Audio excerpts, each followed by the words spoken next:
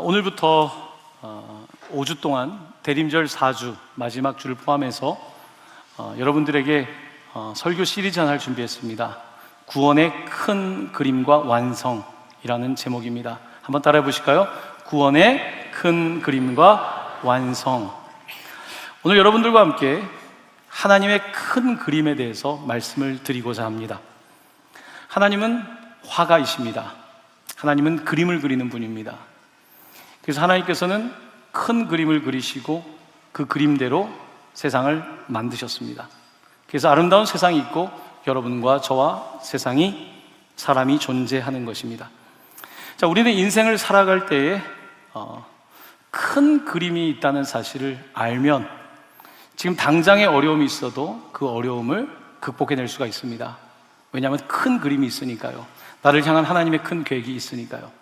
우리 인생은 마치 퍼즐을 조각을 맞추는 것과 같습니다. 퍼즐 조각을 맞출 때 여러분들 어릴 때 해보셨죠? 이렇게 화면을 보여주시면 이렇게 퍼즐 조각이 있으면 이게 굉장히 재미있지만 사실 맞추는 것이 쉽지가 않습니다. 특별히 이 퍼즐 조각만 주고 맞추라고 하면 맞추기가 너무 어려울 거예요. 그런데 여러분에게 그림을 보여주고 맞추라고 하면 해볼 수가 있습니다. 그 다음 화면을 보여주시면요, 그렇습니다.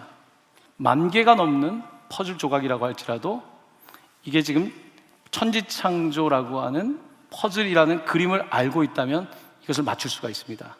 하지만 여러분들에게 10,000개 이상의 조각을 주고 그림을 보여주지 않는다면 이것을 맞추는 건 너무 어려울 겁니다. 우리 인생은 큰 그림을 볼 때에 바로 우리의 삶의 그 조각들을 통해서 맞춰갈 수 있고 하나님의 계획을 알 수가 있는 것입니다. 여러분은 여러분의 인생을 향한 하나님의 큰 그림을 알고 계십니까? 여러분은 여러분의 삶뿐만이 아니라 역사가, 우주가 하나님의 큰 그림 아래에 있다는 사실을 알고 계십니까? 큰 그림을 모르는 사람들은요, 기껏해야 이번 달 아니면 올해, 내년 이렇게 생각하고 삽니다. 하지만 큰 그림을 그리는 사람은요, 인생을 길게 생각합니다. 내 인생 전체를 돌아보고요, 심지어 죽고 나서 영생에까지 관심을 갖고 살아갑니다.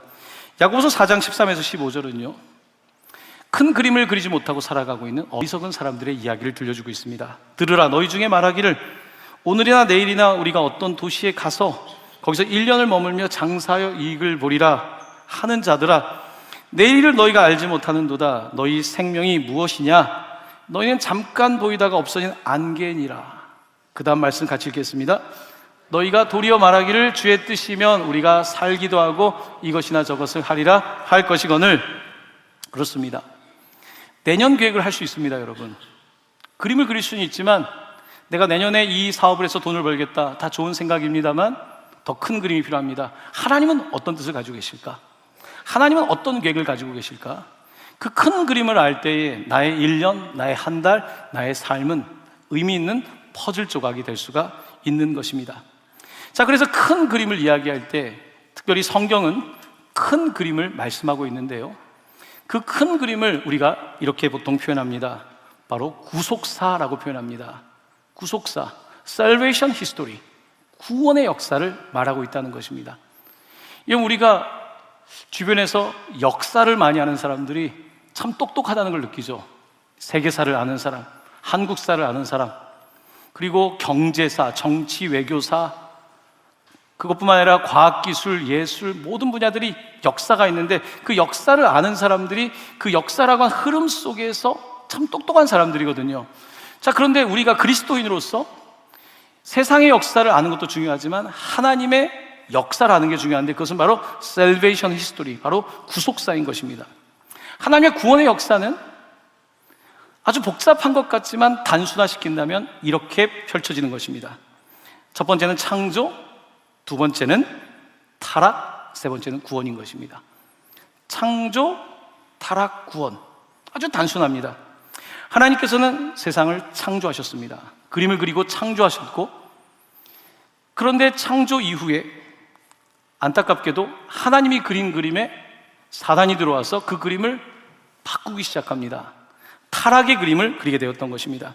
두 번째 이야기인데요, 하나님께서는 창세기 1장과 2장, 성경의 처음 말씀인 창세기 1장과 2장에서 창조를 말씀하셨는데 3장에 가니까 2장을 넘기고 세 번째 장에 들어갔을 때 타락의 그림이 나타나게 됩니다.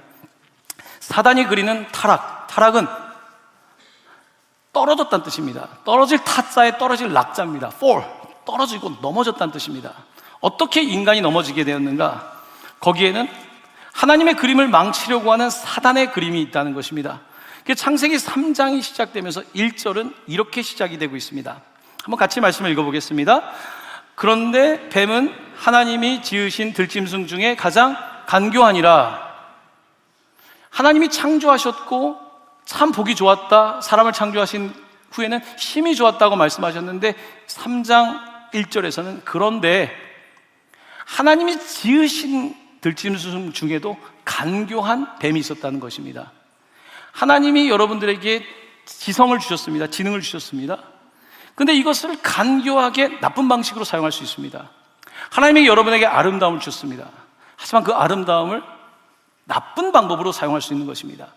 하나님께서는 그렇게 만드셨는데 사단이 있어서 사단이 간교하게 뱀을 속이게 되고, 그때부터 뱀은 하나님이 그린 그림을 망치려고 합니다. 그렇게 하기 위해서 하나님이 창조한 아담과 하와에게 다가갑니다. 그때 사단은 뱀을 통해서 이렇게 말합니다. 창세기 3장 1절인데요. 하나님이 참으로 너희에게 동산 모든 나무의 열매를 먹지 말라 하시더냐? 하나님이 참으로 너희에게 동산 모든 나무의 열매를 먹지 말게 하시더냐? 자, 보시면 분명히 하나님께서는 뭐라고 하셨냐면요, 모든 열매를 먹되 동산 중앙에 있는 선악과는 먹지 말라고 하셨습니다. 분명히 그렇게 말씀하셨는데, 그런데 사단은 뭐라고 말하냐면 하나님이 참으로 너에게 동산 모든 나무의 열매를 먹지 말라 하시더냐? 분명히 하나님께서 점을 찍었어요. 먹지 말아라 하고 점을 찍었는데, 마침표를 찍었는데 거기에다가 물음표를 붙이는 것입니다. 참으로 그렇게 해야 됩니까? 진짜로 그렇게 해야 됩니까? 라고 물음표를 던지는 것입니다. 하나님께서 말씀하셨는데 사람들은 물음표를 붙이는 걸 좋아합니다. 그것이 마치 지식인 것처럼, 지성인 것처럼 이야기합니다. 하나님께서 남자와 여자를 창조하셨습니다. 하나님의 형상대로. 그런데 거기에다가 질문을 붙입니다. 하나님이 정말 남자와 여자만 만드셨습니까? 라고 묻는 거죠. 하나님께서 말씀하셨는데 참으로 그렇게 하셨습니까? 하나님이 말씀하신 것에 물음표를 붙이는 것이 마치 지식인인 것처럼 이야기하지만 하나님의 말씀은 분명히 마침표를 찍고 있습니다. 자, 이렇게 놀랍게도 사단은 이렇게 사람을 속이게 되는데요. 자, 그런데 이제 사단의 간교함은 조금 더 이제 심각해지기 시작하는데 창세기 3장 4에서 5절 말씀입니다. 같이 이 말씀을 읽어보겠습니다. 너희가 결코 죽지 아니하리라. 너희가 그것을 먹는 날에는 너희 눈이 밝아져 하나님과 같이 되어 선악을 알 줄 하나님이 아심이니라. 자, 이제는 사단이 대놓고 이야기합니다. 분명히 죽는다 그랬는데 너 죽지 않을 거야. 결코 죽지 아니하리라 말합니다. 창세기 2장에 보면 하나님께서 너희가 선악과를 먹을 때 정령 죽으리라 되어 있습니다. 정령 죽으리라. 그런데 그 말씀을 원어를 보면요, 죽는다는 단어를 2번 씁니다. 너는 죽을 거야, 죽을 거야 라고 되어 있습니다. You will die, die라고 되어 있어요. die, die. 죽을 거야 라는 말을 2번 하셨습니다. 정령 죽을 거라는 것입니다. 자, 그런데 사단은 처음에는 야, 꼭 그렇게 해야 되니? 라고 물음표로 바꾼 다음에 이제 자기에게 속을 것 같은 이제 생각이 드니까 간교함을 넘어서서 이제 대놓고 얘기하는 겁니다. 너희가 그것을 먹어도 절대로 죽지 않는다는 것입니다. 다이 죽을 거야, 죽을 거야 라고 했는데 결코 그런 일은 없을 거야 라고 이제는 간교함을 넘어서서 이제는 완전히 대놓고 하는 단계에 이르게 되는 것입니다. 자, 사단은 이렇게 하나님의 그림을 망쳐가기 시작합니다. 간교하게. 여러분, 우리의 인생을 망치는 것이 갑작스럽게 일어나는 것이 아니라 그 간교한 사단의 그와 같은 전술을 통해서 되는 것 아니겠습니까? 자, 이렇게 사단이 하나님의 그림을 망치기 시작하는데요. 그러면 이제 인간의 그림은 어떻게 되는가? 사람의 그림은 어떻게 되는가? 자, 그 사단의 이야기를 듣고 나서 창세기 3장 6절입니다. 사람의 반응입니다. 한번 같이 읽어보겠습니다. 여자가 그 나무를 본즉 먹음직도 하고 보암직도 하고 지혜롭게 할 만큼 탐스럽기도 한 나무인지라. 여러분, 하나님께서 세상을 창조하시고 그 아름다움을 늘 보면서 창조를 느끼고 하나님의 임재를 느끼고 살던 사람이 사단이 들어와서 자꾸 선악과 얘기를 하니까 계속 그것만 보이는 거예요. 다른 게 좋은 게 그렇게 많은데 자꾸 선악과만 보이는 거예요.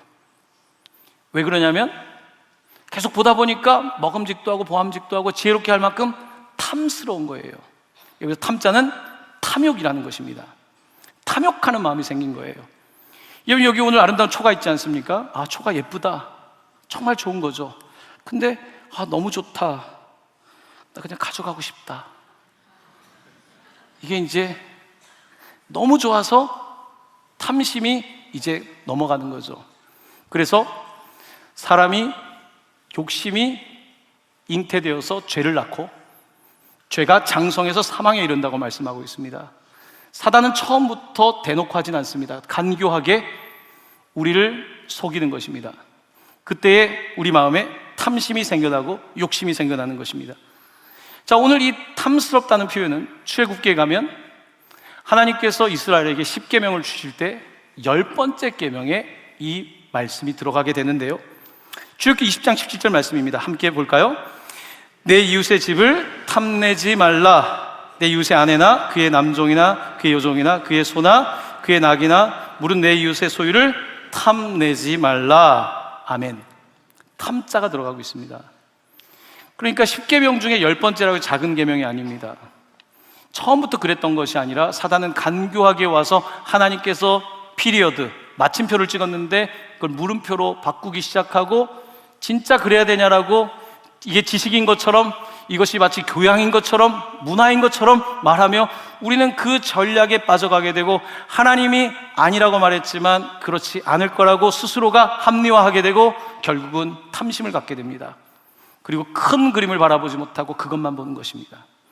올해 여러분들 하나님의 큰 그림을 보지 못하고 계속 그것만 본 것이 있지 않습니까? 어떤 물건을 사고 싶으면 계속 그것만 보이죠. 검색해도 글로만 가죠. 그 자동차가 사고 싶은 거예요. 계속 그 자동차만 보이는 거예요. 어떻게 하면 저걸 살 수 있을까? 어떻게 하면 저 제품을 살 수 있을까? 어떻게 하면? 여러분, 우리는 계속해서 욕심에 의해서 그것만 보는 거예요. 오늘 말씀을 들으면서도 지금 주가 차트가 보이고 비트코인이 요즘 뜬다는데 어떻게 되는 건가? 계속 그것만 보이는 거예요. 죄는요, 하나님과 하나님이 지으신 창조 세계를 보는 것이 아니라 그것만 보게 만듭니다. 계속 그것만 보게. 와, 이렇게 하면 대박이 되겠구나. 이렇게 하면 터지겠구나. 계속 그것만 보게 만드는 것입니다. 여러분, 우리가 투자를 하는 것과 이 도박에 빠지는 건 다른 겁니다. 어떤 것을 즐기는 것과 거기에 종이 되는 것은 다른 것입니다. 계속 술만 생각이 나는 거죠. 계속 그 여자만 생각나는 거죠. 계속 우리는 끊임없이 그런 방식으로 세상이 우리를 속인다는 것입니다.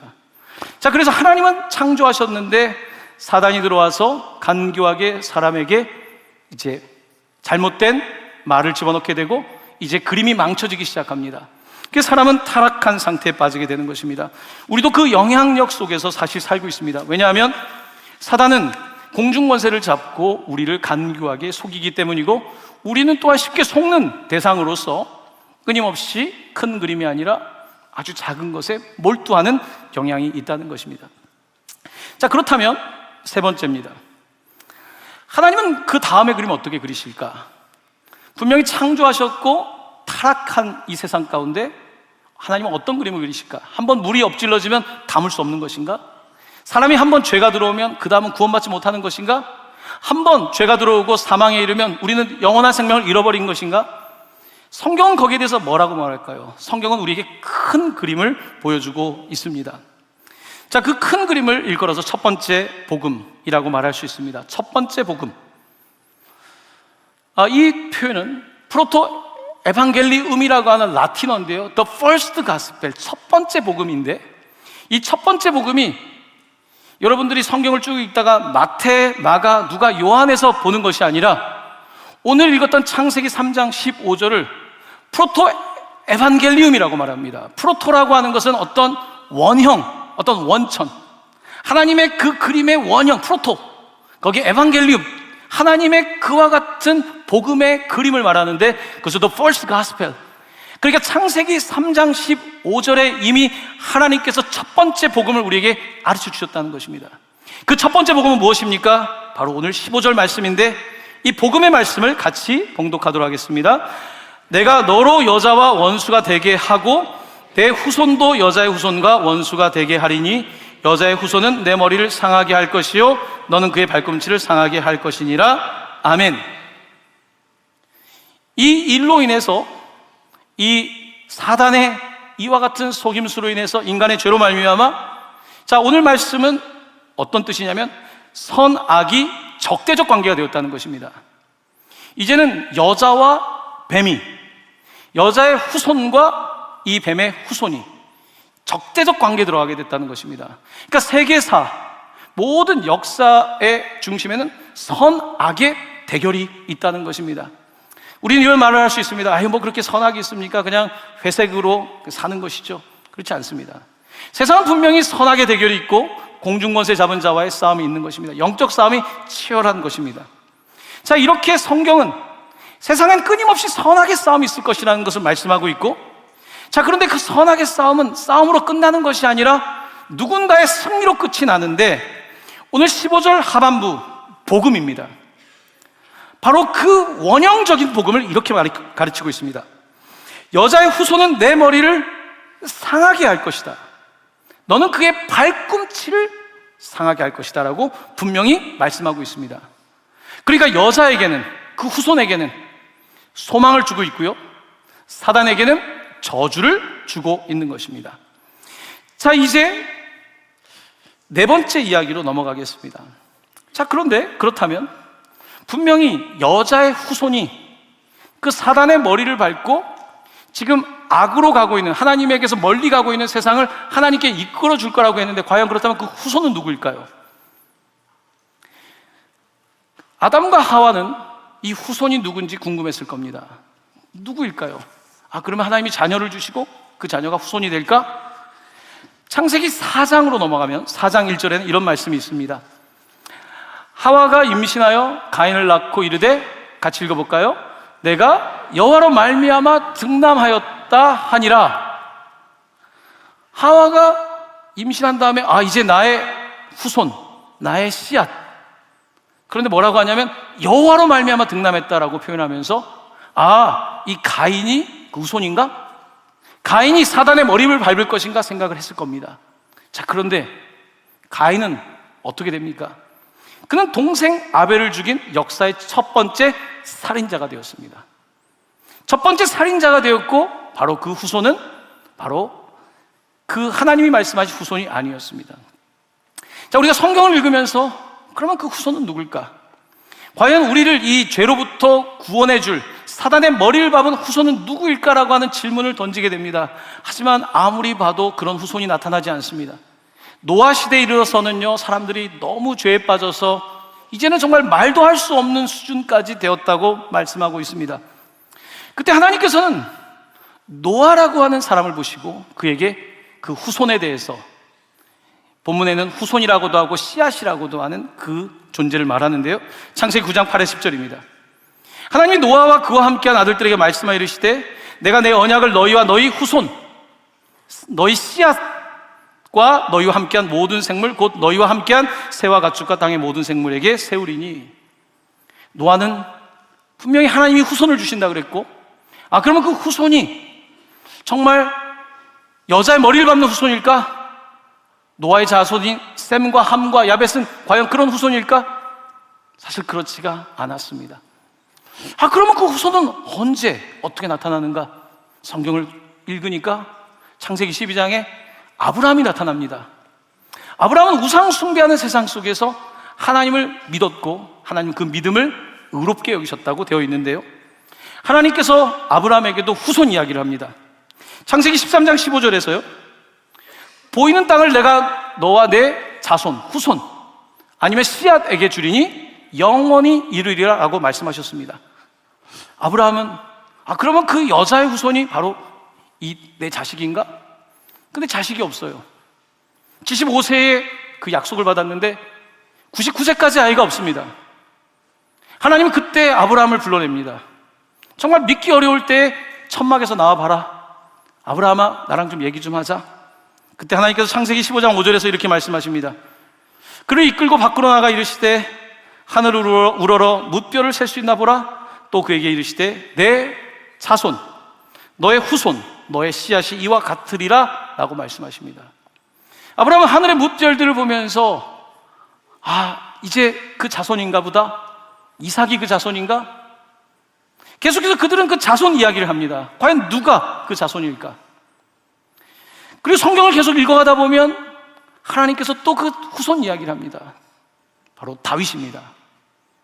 다윗에게 하나님께서 그에게 왕위를 주시면서 내 후손이, 너의 씨앗이 분명히 하나님 나라의 씨앗이라고 말씀하시는데요, 시편 89편 3에서 4절입니다. 같이 읽어보겠습니다. 주께서 이르시되 나는 내가 택한 자와 언약을 맺으며 내 종 다윗에게 맹세하기를 내가 내 자손을 영원히 견고히 하며 내 왕위를 대대에 세우리라 하셨나이다. 아멘. 다윗에게도 내 자손이라고 말합니다. 그러면 솔로몬일까요? 과연 누가 이 여자의 후손일까? 누가 사단의 머리를 밟을 것인가? 하지만 솔로몬도 아니었습니다. 성경을 계속 읽으면서 과연 이 여자의 후손은 누구인가? 하나님은 어떻게 이 큰 그림을 완성해 가시는가? 창세기부터 말라기까지 성경이 끝납니다. 히브리어로 된 구약 성경이 끝나고 놀랍게도 신약의 헬라어, 다른 언어로 마태복음이 시작되는데 마태복음 1장 1절은 이렇게 시작하고 있습니다. 같이 말씀을 읽겠습니다. 아브라함과 다윗의 자손 예수 그리스도의 계보라. 그 후손에 대한 이야기, 창세기 3장 15절에 첫 번째 복음, 분명히 여자의 후손이 그 뱀의 머리를 밟는다고 했는데 바로 아브라함과 다윗, 그에게 말했던 후손으로 보이는 예수 그리스도의 계보라고 말씀하고 있습니다. 자, 조금 전에 우리가 계속 제가 후손이라고 말했던 것, 씨앗이라고 말했던 단어는요, 놀랍게도 성경에서 단수로 사용하고 있습니다. 후손들이 아니라 여자의 씨앗이 뱀의 씨앗의 머리를 밟는다 할 때 단수형을 사용하고 있습니다. 그렇다면 이 단수형이 가르치고 있는 이 그림을 완성할 첫 번째 복음이 선포되었고 이 복음을 이룰 그분은 누구인가? 마태복음 1장은 한 여자 이야기를 합니다.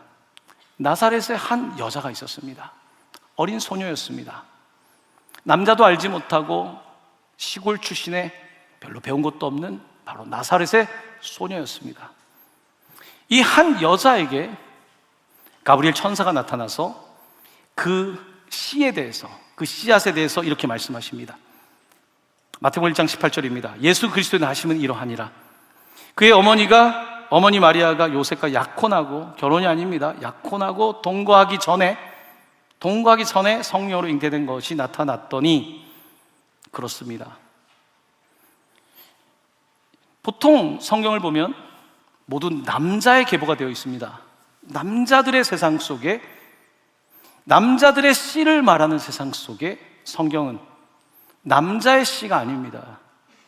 요셉과 약혼했고 동거하기 전에 성령으로 잉태되었다고 말씀하고 있습니다.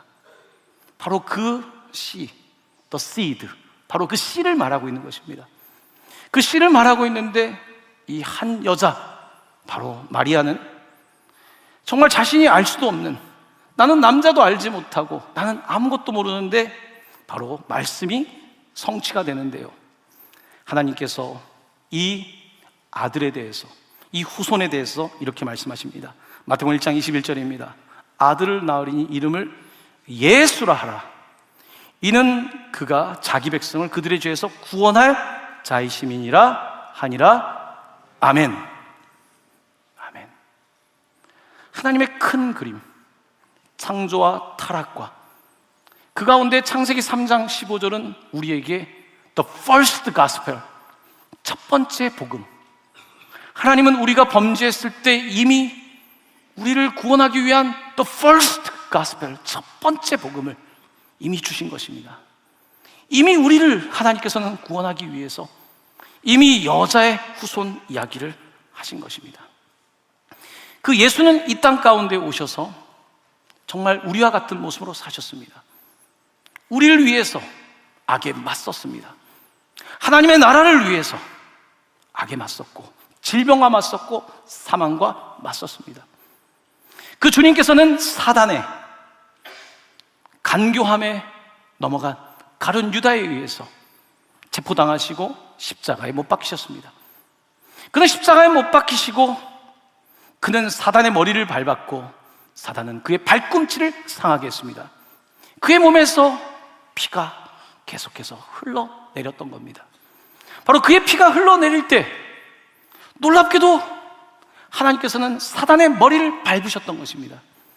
우리가 흔히 사단을 맞선다고 한다면 많은 군대를 동원하고 천사를 동원해서 그 사단에게 맞설 거라고 그들의 머리를 짓밟으라고 생각했지만 하나님의 방법은 그런 방법이 아니었습니다. 그런 사람의 방법, 사람의 간교한 방법, 사람의 어떤 전략적인 방식이 아니었습니다. 그의 방법은 누구도 상상하지 못했던 자기 아들을 십자가에 주시는 놀라운 엄청난 은혜였던 것입니다. 바로 그가 십자가에서 피를 흘리실 때에 놀라운 일이 벌어지기 시작합니다. 바로 그 사단, 독을 품고 있는 그 사단, 우리를 질병과 죽음으로 몰고 가는 그 사단의 권세가 무너지기 시작했다고 성경은 분명히 우리에게 말씀하고 있습니다. 그 놀라운 복음, 창세기 3장 15절의 그 복음이 마태, 마가, 누가, 요한복음을 통해서 놀랍게도 예수님의 그 승리의 역사가 펼쳐지고 있는 것입니다. 요한 1서 3장 8절은 바로 이 역사적인 사건을 일컬으며 이렇게 표현하고 있습니다. 같이 말씀을 봉독합니다. 죄를 짓는 자는 마귀에게 속하나니 마귀는 처음부터 범죄함이라. 하나님의 아들이 나타나신 것은 마귀의 일을 멸하려 하심이라. 아멘. 아멘. 바로 마귀를 멸하기 위해서, 세상에 붙잡혀가고 있는 우리를 하나님께 살리기 위해서 주님은 큰 그림 가운데 예수님을 보내신 것입니다. 사랑하는 성도 여러분, 여러분들은 세상을 살면서 그것만 바라보고 있지 않습니까? 나도 저게 있으면 얼마나 좋을까? 나도 저거를 가지면 얼마나 좋을까? 여러분 가운데 탐심이 있지 않습니까? 탐심이 있다 보면요, 하나님이 보이지 않고 하나님의 창조 세계가 보이지 않고 주변에 사람들이 보이지 않습니다. 보이지 않아요. 선악과만 보여요. 계속 그것만 보여요.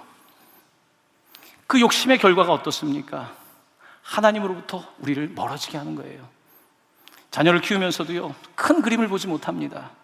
하나님이 우리 자녀를 향한 뜻을 보지 못하고요, 그냥 내 탐욕에 이끌려서 내가 원하는 대로 그렇게 되면 행복할 거라고, 그렇게 되면 더 칭찬받을 거라고, 우리를 계속해서 세상은 그렇게 선악과처럼 그것만 몰두하게 합니다. 우리에게 계속해서 탐욕을 일으키고, 탐욕은 죄를 낳고 죄는 사망에 이르는 것입니다. 큰 그림을 놓치고 있는 것입니다. 하나님은 오늘 우리에게 큰 그림을 보여주십니다. 그 그림은 하나님의 아름다운 창조 세계입니다. 그 창조 세계의 가장 중심에 여러분과 제가 있습니다. 하지만 우리는 죄 가운데 태어나서 타락, 늘 악한 세상 속에서 정말 넘어지기 쉽습니다. 우리는 계속해서 내가 보고 싶은 것만 보려고 합니다. 그런데 놀랍게도요, 예수님을 우리가 받아들일 때 세상이 넓어지기 시작합니다. 이제 보이기 시작합니다. 큰 그림이 보이기 시작합니다. 하나님의 세계가 보이기 시작하고, 하나님께서 만들어가는 이 구원의 역사가 보이기 시작하고, 그리고 그 퍼즐 조각에 내가 일부가 되고 싶습니다. 주님, 나도 쓰임받고 싶습니다.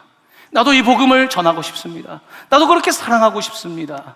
나도 사단의 머리를 밟는 그 삶에 동참하고 싶습니다. 하나님은 우리에게 그와 같이 큰 그림을 보여주시는 것입니다. 우리는 대림절을 지나가고 있습니다. 사단은 지금 현재 굉장히 강성해 보입니다만 사단의 마지막은 분명합니다. 요한계시록 20장 10절입니다. 또 그들을 미혹하는 마귀가 불과 유황 못에 던져지니 거기는 그 짐승과 거짓 선지자도 있어 세세토록 밤낮 괴로움을 받으리라. 그렇습니다. 사단의 끝이 있다는 것입니다. 분명히 사단의 끝이 있다라고 말씀하고 계신 것입니다. 자, 그러면 우리는 이렇게 간교하고 간계를 부리고 있는 사단과 어떻게 맞서야 되겠습니까? 우리 스스로 맞설 수 있겠습니까? 여러분 스스로가 할 수 있겠습니까? 그렇지 않습니다. 우리가 또 아담과 하와와 다르지 않습니다. 우리는 그의 후손일 뿐입니다. 에베소서 6장 11절은 이렇게 말씀하고 있습니다. 같이 말씀을 봉독합니다. 마귀의 간계를 능히 대적하기 위하여 하나님의 전신갑주를 입으라. 아멘. 바로 예수 그리스도의 보혈을 힘입어서, 그로 힘입어 옷을 입고 전신갑주를 입으라는 것입니다. 바로 그로 말미암아 옷을 입을 때에 우리는 사단에게 우리의 능력이 아니라 예수 그리스도의 이름으로 맞설 수가 있는 것입니다. 로마서 16장 19절에서 20절은 이 땅을 살아가고 있는 우리에게 어떻게 살아가야 되는지 그 삶의 방식을 이렇게 전하고 있습니다. 같이 말씀을 봉독합니다. 너희가 선한데 지혜롭고 악한데 미련하기를 원하노라. 평강의 하나님께서 속히 사탄을 너희 발 아래에서 상하게 하시리라. 주 예수의 은혜가 너희에게 있을지어다. 아멘. 아멘. 바로 하나님께서 속히 사단을 너희 발 아래 상하게 하신다고 약속하셨습니다. 우리가 하는 것이 아니라 예수의 능력이, 예수의 보혈의 능력이 우리를 그렇게 만드신다고 가르치고 있는 것입니다. 사랑하는 성도 여러분, 우리는 큰 그림을 봐야 합니다. 큰 그림을 봐야 합니다. 하나님의 큰 그림을 보고요, 하나님이 나를 향한 큰 그림을 볼 때에 우리는 비로소 맨날 그것만 보는 인생이 아니라 하나님의 계획들을 발견하고 그 구원의 역사 속에 나도, 우리도 쓰임받는 놀라운 퍼즐 조각이 되어가게 될 줄로 믿습니다. 여러분들에게 이 The First Gospel, 첫 번째 이 복음이 여러분들에게 능력의 복음이 되시기를 예수님의 이름으로 간절히 축원합니다. 아멘.